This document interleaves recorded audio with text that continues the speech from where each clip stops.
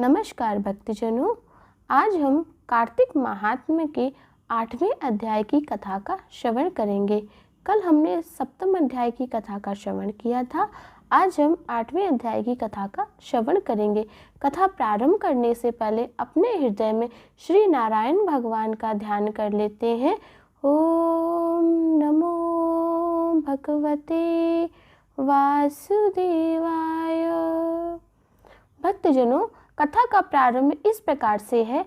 नारद जी ने कहा, हे राजन, अब मैं कार्तिक मास के इस व्रत की उद्यापन विधि बतलाता हूँ। ध्यान पूर्वक सुनिए। व्रती को चाहिए कि कार्तिक मास में शुक्ल पक्ष की चतुर्दशी को व्रत के संपूर्ण फल की प्राप्ति के लिए और श्री नारायण भगवान की प्रसन्नता के लिए उद्यापन करे। तुलसी के ऊपर चंदोवा बनावे, बंधनवार और फूलों से सुसज्जित करे, चंदवर से सुशोभित मंडप बनावे, चारों दीवारों पर मिट्टी से बने हुए पुण्यशील, सुशील, जय, विजय और 4 द्वारपालों को बनाकर बैठावे। तुलसी की जड़ों में 4 रंगों द्वारा सर्वोत्र भद्र चक्कर बनावे। इसके ऊपर पंचरत्न नारियल रखे और शुद्ध वस्त्र से कलश को ढके। फिर भगवान विष्णु का पूजन करे। द्वादशी को भगवान विष्णु जागे थे, त्रयोदशी को देवताओं ने उनके दर्शन किए थे और चतुर्दशी को देवताओं ने उनका पूजन किया था। इसीलिए भगवान विष्णु की उद्यापन पूजा की जाती है। उस दिन संयम और शांत चित्त से व्रत करना चाहिए। अपने गुरु की मूर्ति बनाकर षोडोपचार पूजन तथा विधिवत नैवेद्य आदि से भगवान का पूजन करें। विधि प्रकार के वादों के साथ कीर्तन करता हुआ उस रात्रि में जागरण करे। जो प्राणी श्रद्धा पूर्वक भगवान का कीर्तन करते हैं, उन लोगों के 100 जन्मों के भी पाप धुल जाते हैं। जो व्यक्ति भगवान के नियमित जागरण करके रात्रि पर भगवान का कीर्तन करते हैं, उनको असंख्य गोदान का फल प्राप्त होता है। जो लोग भगवान की मूर्ति के सामने नित्य गायन करते हैं, उनके जन्मों के एकत्रित पाप नष्ट हो जाते हैं। जो लोग भगवान के सम्मुख बैठकर कीर्तन करते हैं और बंसी आदि बजाकर भगवत भजन करते हैं और भक्तजनों को प्रसन्न करते हैं तथा भक्ति से रात्रि भर जागरण करते हैं, उन्हें करोड़ों तीर्थ करने का फल प्राप्त होता है।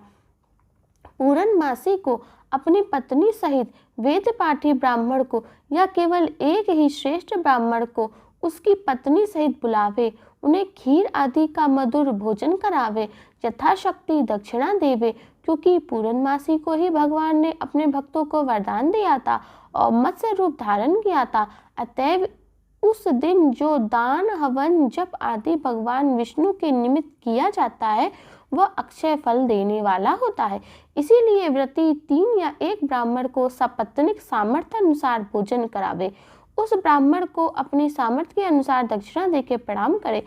बाद में भगवान विष्णु जी की पूजा करके अन्य देवताओं तथा तुलसी और कपिला गाय का पूजन करे।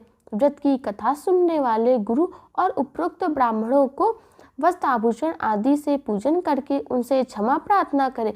प्रार्थना के मंत्र का अर्थ यह है, आप सब लोगों की अनुकंपा से मुझ पर भगवान सदा प्रसन्न रहे।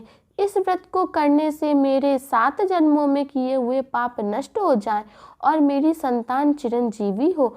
इस पूजा के द्वारा मेरी सभी इच्छाएं पूर्ण हो। मेरी मृत्यु होने के बाद मुझे अतिशय दुर्लभ विष्णु लोक की प्राप्ति हो। व्रत करने वाला इस प्रकार ब्राह्मणों से क्षमा की प्रार्थना करके उनको प्रसन्न करके विदा करे। पूजा की सारी वस्तुओं के साथ गाय भी गुरु को दान में दे। पश्चात घर वाले और मित्रों के साथ स्वयं भोजन करे। कार्तिक और माघ मास के उद्यापन के नियम इसी प्रकार बतलाए गए। इस तरीके से जो प्राणी कार्तिक का व्रत और उद्यापन करता है, वह पाप रहित होकर मनोवांछित कामनाओं को प्राप्त करता है। श्रीमन नारायण भगवान का चिंतन करते हुए आज की कथा यहीं पर संपन्न होती है। भक्तजनों, यह कथा हमारे जीवन में सुख सौभाग्य को लेके आए, हमें भक्ति प्रदान करे, ऐसा श्री नारायण भगवान के चरणों में हम प्रार्थना करते हैं। कल हम 9वें अध्याय की कथा का श्रवण करेंगे। तब तक राधा रानी के नाम का जयकारा लगाते रहिए और नीचे कमेंट बॉक्स में राधे राधे लिखना ना भूलिए। राधे राधे दोस्तों।